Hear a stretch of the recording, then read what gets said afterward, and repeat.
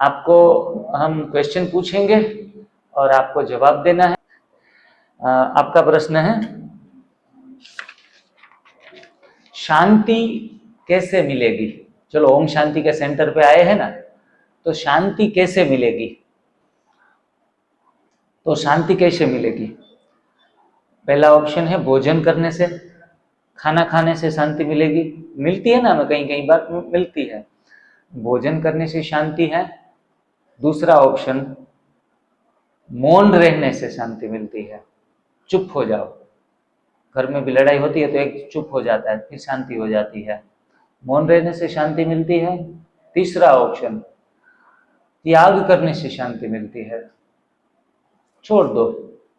चौथी चीज, भोग खाने से शांति मिलती है, भगवान का गुरुवार का भोग खा लेंगे, प्रसाद खा लेंगे तो उनसे शांति मिलती है। दीदी के हाथ का आज प्रसाद लिया ना, बहुत शांति मिल गई। अमृत पी लिया, बहुत शांति मिल गई। त्याग, बहुत सही जवाब, और 10 में से 10 मार्क्स। त्याग में ही बाबा कहते हैं, त्याग में ही क्या बोलते हैं, त्यागी के पास भाग्य स्वयं चल कर आता है। तो हर चीज में त्याग करने से ही शांति मिलती है। बहुत सुंदर जवाब। मैंने अभी हरियाणा में गया ना, यही प्रश्न पूछा तो लोग जवाब नहीं दे पाए।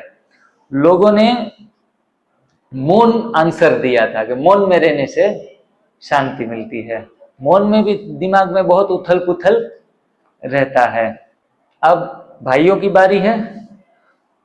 बहुत सिंपल क्वेश्चन है कि हमें अपने कमाई का कितना हिस्सा भगवत कार्य में इस्तेमाल करना होता है?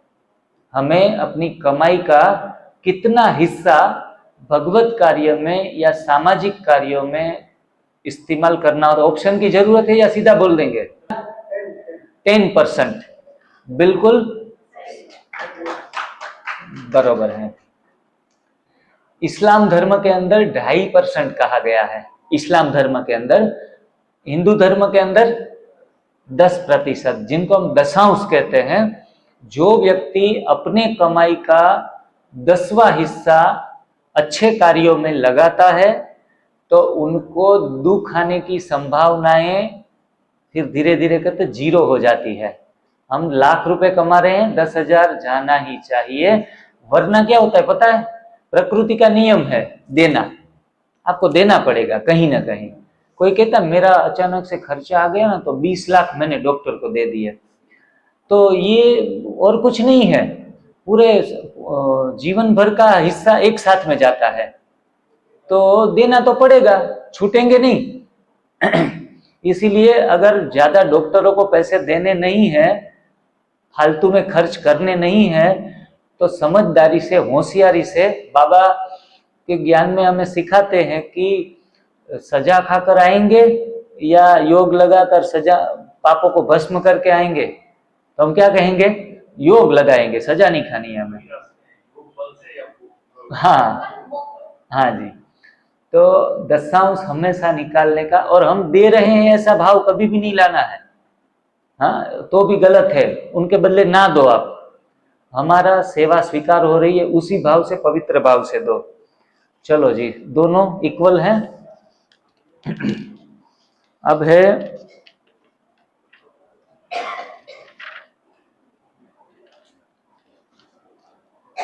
आज ही मैंने क्वेश्चन निकाला सुबह जब मैं क्वेश्चन बैंक बना रहा था। गलत कर्मों का परिणाम से हम सभी छूटना चाहते हैं। कोई लोग कहते हैं कि नहीं छूट पाते, हिसाब तो देना ही पड़ता है, कर्मों का हिसाब कड़ा है। तो गलत कर्मों का परिणाम से छूट सकते हैं या भोगना ही पड़ेगा? मतलब प्रारब्ध से मुक्ति है या नहीं है? गलत प्रश्न है, एकदम शांति से सुनिएगा, सोच विचार करके जवाब दीजिएगा। गलत कर्मों का परिणाम से छूट सकते हैं या भोगना ही पड़ेगा? मतलब प्रारब्ध से मुक्ति है या नहीं है, कर्मों के बंधन से छूट सकते हैं? 4 ऑप्शन है, आपका है ना प्रश्न। पहला ऑप्शन कुछ हद तक, पहला ऑप्शन है कुछ हद तक छूट भी सकते हैं और फंस भी सकते हैं। दूसरा, बिल्कुल नहीं, बिल्कुल किसी को एक थप्पड़ मारा तो वो आके मारेगा आपको, बिल्कुल नहीं। तीसरी चीज संभव है, 100% संभव है। और चौथा ऑप्शन पता नहीं।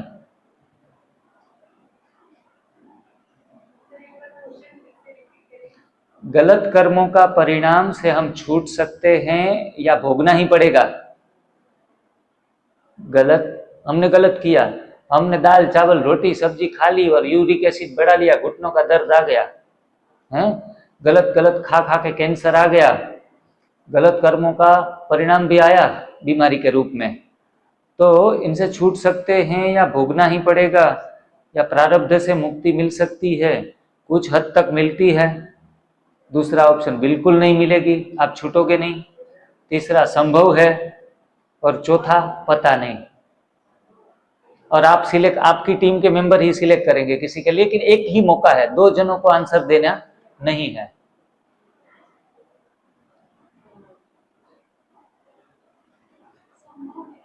संभव है सही जवाब है या गलत भाई? बिल्कुल बिल्कुल, बहुत सुंदर। कोई कोई कहते हैं ना कि भगवान कुछ नहीं करता है, हमारे कर्म हमको परेशान करते हैं। ये बात आपने सुनी होगी। गलत कर्म करके आ गए, राम राम जपने बैठ गए, बचाएगा भगवान?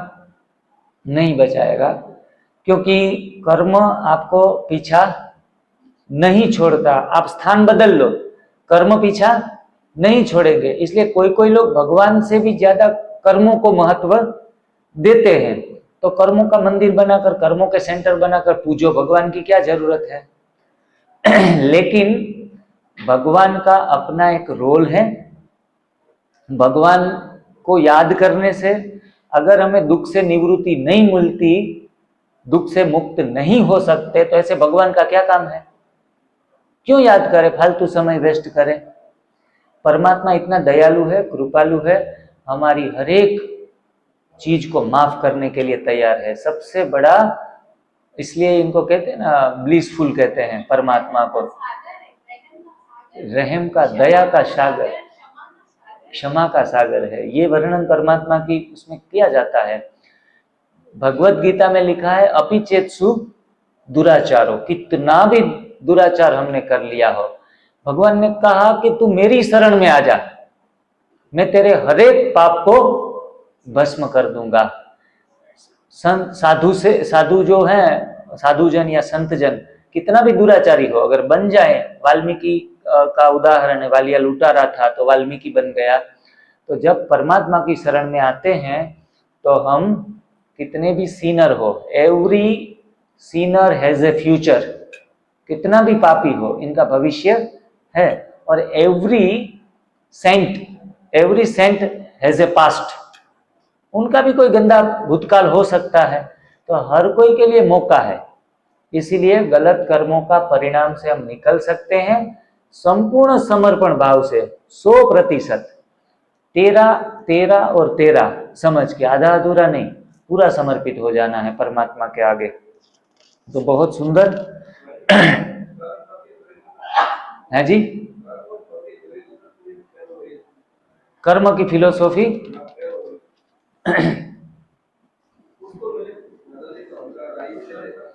क्योंकि जब हम कुछ गलत कर्म किए हैं ना, तो दुखी तो रहेंगे, लेकिन हम क्या समझते हैं कि ये पूरे का पूरा जब खत्म ना हो जाए ना सामने का हिसाब किताब, तब तक हम फंसे रहेंगे। लेकिन परमात्मा याद की शक्ति में इतनी पावर है कि कर्मों को योग अग्नि कहा जाता है। तो योग लगाना भी अपने आप में एक बहुत बड़ा पुरुषार्थ है, वो भी एक प्रकार का मेहनत है, पश्चाताप का मार्ग है। तो उस मार्ग में कर्मों का कुछ हिस्सा जलकर भस्म हो जाता है। और हाँ, लेकिन कुछ हद तक समझो, हम ऐसा कहेंगे कि 50% हमने भोग लिया और 50% हमें थोड़ी तकलीफें आई। तो हमारा प्रश्न ये था कि आपको इससे बाहर आना संभव है या नहीं है, या बिल्कुल निकल ही नहीं पाएंगे। लेकिन हम 100% बाहर निकल जाते हैं। लास्ट में तो क्या होता है, 100% बाहर निकल जाते हैं।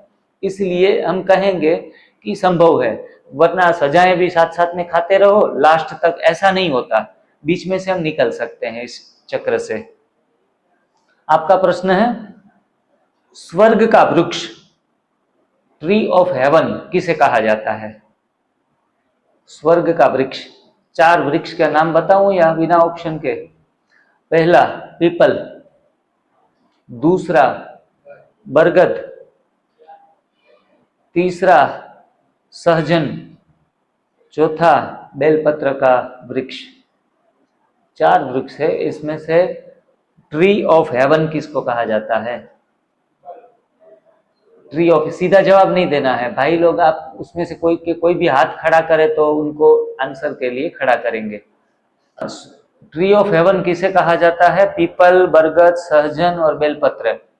सहजन, चलो अभी ये आंसर सही है। सहजन मोरिंगा, मोरिंगा है, उसमें इसलिए कहा जाता है कि इनकी थूल जो जड़ है वो भी दवाइयों में या किसी भी तरीके से काम में आ रही है।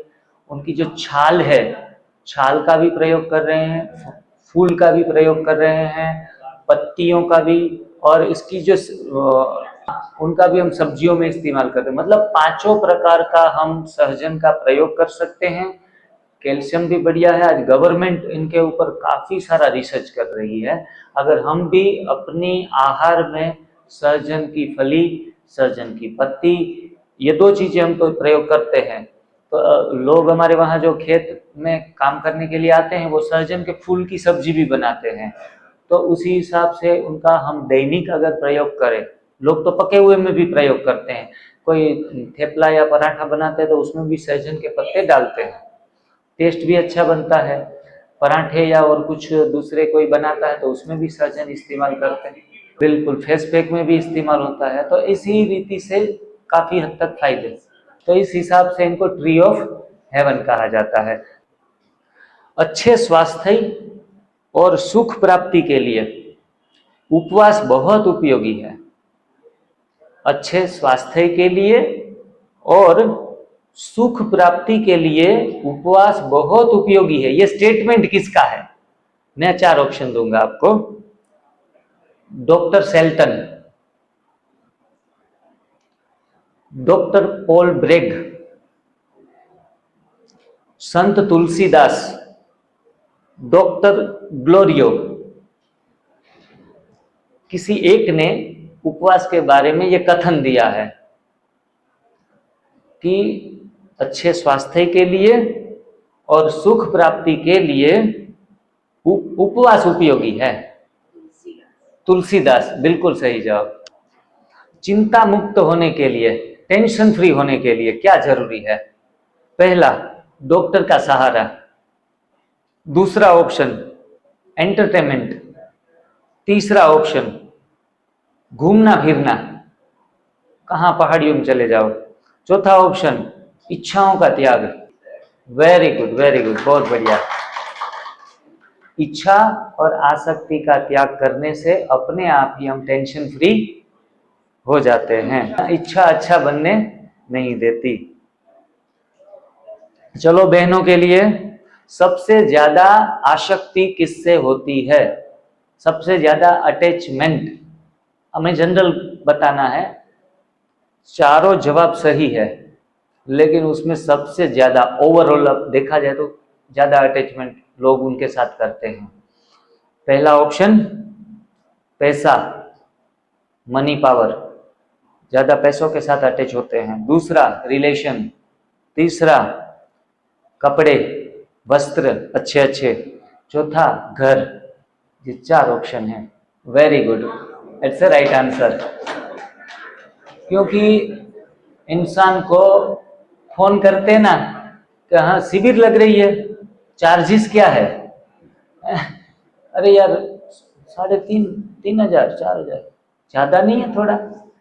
हर व्यक्ति, करोड़पति लोग भी कई बार पूछते हैं, क्योंकि पैसा छूटता नहीं है। ज्यादातर कई बार लोग कहते हैं कि फर्स्ट में लव मैरिज हो जाता है, लव मैरिज होने के बाद 1-2 साल गुजर भी जाते हैं, फिर अगर हालत पतली रही ना तो बहुत टेंशन, लव मैरिज को आगे खींचने का भी टेंशन आ जाता है। तो हर व्यक्ति के लिए बेसिक नीड्स हैं कि आप एटलीस्ट बैलेंस हो, अपना खान पान भी 2 वक्त की रोटी भी कमा पाए ना, या फिर चलो रोटी खाना बंद कर दिया है एनडीएस में आके तो कच्चा भी मांगेंगे लोग कि भाई खिलाओ, कुछ पेट तो भरो मेरा। और बाप भी जब बेटी को विदाई करता है तो देखता है दूल्हा पेट तो भरेगा ना मेरी बेटी का, तो बिना पैसों के पेट तो भरता नहीं। रात दिन पति भी सुबह से शाम तक पूरी जीवन भर बेचारा खींचता रहता। चलो जी, आपकी बारी है। जीभ में स्वाद की ग्रंथियां कितने जोड़े में है? जीभ में स्वाद की ग्रंथियां आज सुबह के शायद लेक्चर में ही हमने बताया था।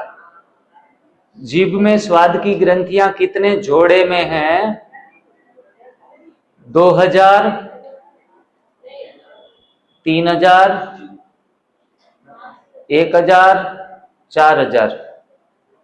1000 एक्यूरेट, अच्छा जवाब है, बहुत बढ़िया। चलो बहनों के लिए, सबसे ज्यादा मार्क्स किसके मिलते हैं? डाइट के, डाइट करने के, ये जो हमारी एनडीएस की शिविर है ना, उसमें सबसे ज्यादा मार्क्स आपको किसके मिलेंगे? डाइट के मिलेंगे, मेडिटेशन के मिलेंगे, या सेवा के मिलेंगे, या चौथा ऑप्शन सत्संग, मतलब सत्संग करना, मुरली सुनना। चलो चारों में इक्वल ही मिलते हैं, इक्वल ही, चारों में किसी को भी आगे पीछे नहीं ठहरा सकते। डाइट, सेवा, मेडिटेशन और सत्संग, चारों को इक्वल ही मिलेंगे। लेकिन एक ऐसी चीज है उसमें 1 मार्क्स ज्यादा है, 1 मार्क्स ज्यादा है। आप थोड़ा चुनाव करिए। ठीक है, सेवा, इट्स ए राइट आंसर। कहते हैं तप, सेवा और सुमिरन। तप मतलब डाइट, भोजन का संयम। सेवा माना संग्रह वृत्ति का त्याग, कुछ न कुछ किसी को देते रहना, ज्ञान देना, धन देना, वस्त्र देना, सहयोग देना तो देना। और सुमिरन, मेडिटेशन, परमात्मा में लीन हो जाना। सभी के तप, सेवा, सुमिरन के 33 मार्क्स, 34 मार्क्स एंड 33 मार्क्स। सिर्फ सेवा का 1 मार्क्स एक्स्ट्रा है, सेवा का। मतलब किसी के लिए हम काम में आ जाएं, इनसे बड़ा सौभाग्य और कोई नहीं है। चलो, बहुत आपने इंटेलिजेंटली अच्छा चुनाव किया, वरना कंफ्यूज होते। इसमें से कोई शिविर करने के लिए पिछली बार कहाँ गया था? एनडीएस की शिविर किसी ने की है? यहाँ जो बैठे हैं, ये प्रश्न ऐसा है कि अगर पिछली कोई शिविर की है तो ये प्रश्न उनसे उम्मीद रख सकते हैं जवाब की। तप, सेवा, सुमिरन की प्रार्थना कौन सी है? तप, सेवा, सुमिरन में प्रार्थना गाई जाती है, जो हमने 4 दिन में गाई नहीं है, तो वो प्रार्थना कौन सी है? पहला ऑप्शन, इतनी शक्ति हमें देना दाता, मन का विश्वास कमजोर होना। दूसरा, ए मालिक तेरे बंदे हम। तीसरा, ईश हमें देते हैं सब कुछ, हम भी तो कुछ देना सीखे। चौथा, हमें 3 बात रखनी है याद। ये 4 में से सही जवाब कौन सा है? ईश हमें देते हैं सब कुछ, हम भी तो कुछ देना सीखे। सही जवाब है बहने? सही जवाब है। तो थोड़ा गा लेंगे हम वो प्रार्थना। ईशु हमें देते हैं सब कुछ, हम भी तो कुछ देना सीखे। जो कुछ हमें मिला है प्रभु से, वितरण इसका करना सीखे। ईशु हमें देते हैं सब कुछ, हम भी तो कुछ देना सीखे। एक एक शब्द याद रखने जैसा है। जीवन का महामंत्र सारे गीत में बताया गया है। पकड़ लेंगे, बात पकड़ में आएगी तो बहुत फायदा होगा।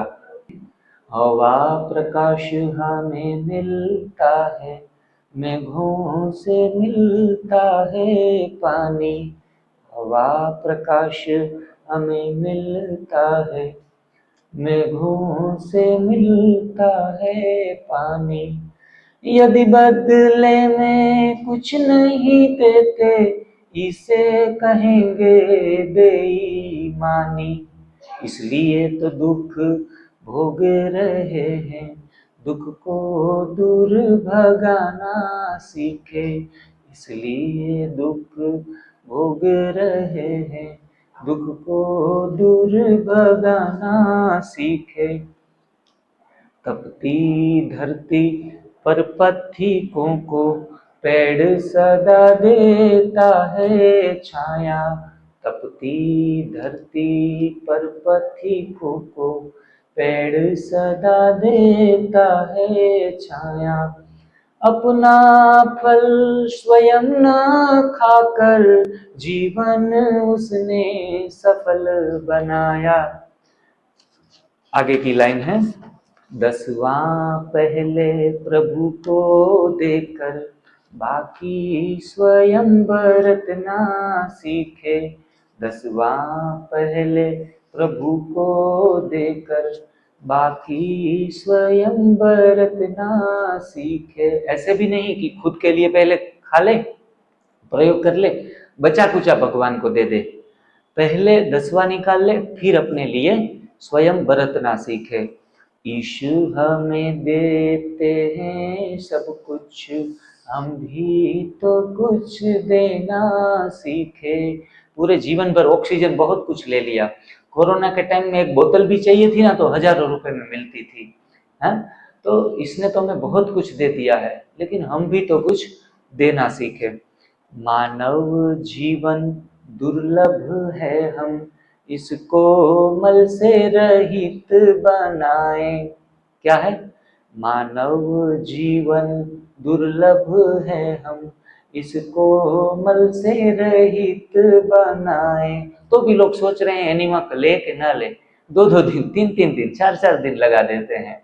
मानव जीवन ही इसलिए मिला है, इसको मल से रहित बनाए। ग्रीन जूस पी ले, आधा नहीं 2 गिलास पी ले, मल से रहित बनो आप, क्योंकि दुर्लभ है मानव जीवन। मल जब निकल जाएगा, नेगेटिविटी अपने आप निकल जाएगी।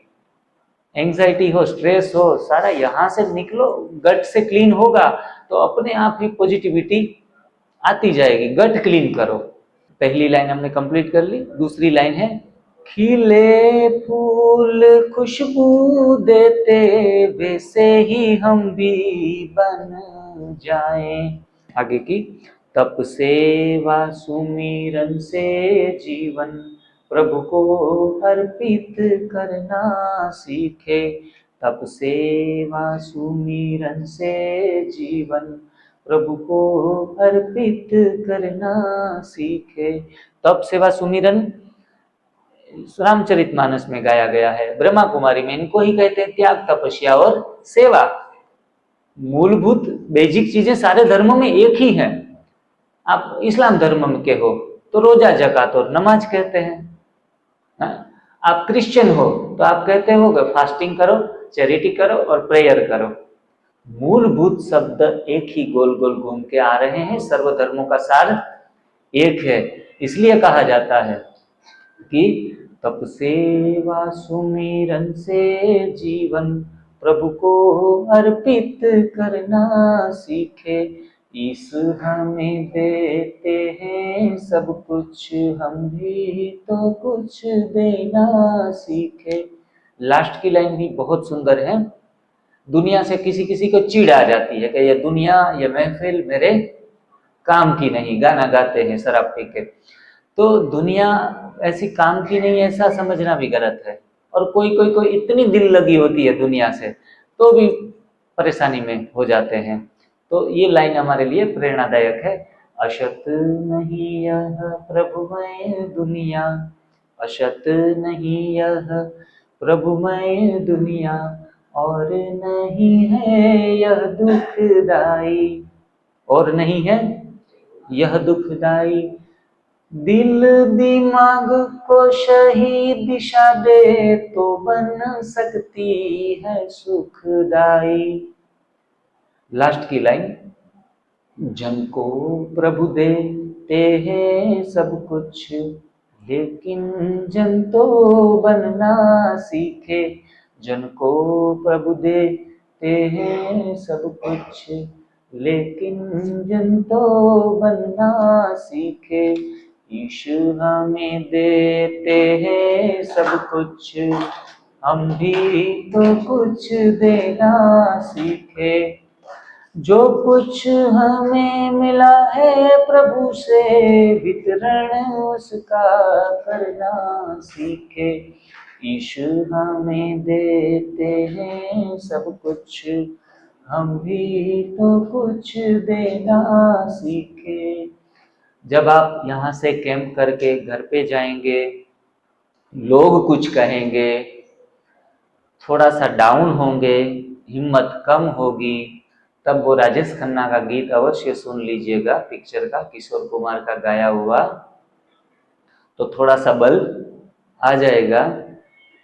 हम कहते हैं लोग क्या क्या कहते हैं, कुछ कुछ कहते रहते हैं, तो थोड़ा गाना ऑन कर लीजिएगा। वो गाना है, कुछ तो लोग कहेंगे, लोगों का काम है कहना, छोड़ो बेकार की बातों में कहीं बीत न जाए रहना, कुछ तो लोग कहेंगे, कुछ रीत जगत की ऐसी है, हर एक सुबह की शाम हुई तू, कौन है क्या तेरा नाम है क्या, सीता भी यहाँ बदनाम हुई,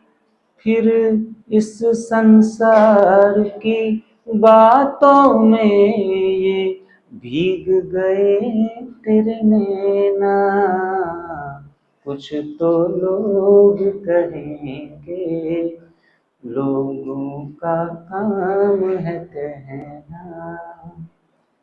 ओम शांति। आप लोगों के बीच में 4 दिन हम बहुत खुश हुए, बहुत मुझे आनंद आया, मुझे भी सेवा करके बहुत खुशी मिली। आप भी हर हमेश के लिए खुश रहें, तंदुरुस्त रहें, मस्त रहें, खिलखिलाते रहें, आपका परिवार भी पूरा खुशियों से भरा रहे, ऐसी शुभकामना के साथ आज का सत्र समाप्त करते हैं। ओम शांति। Thank you very much.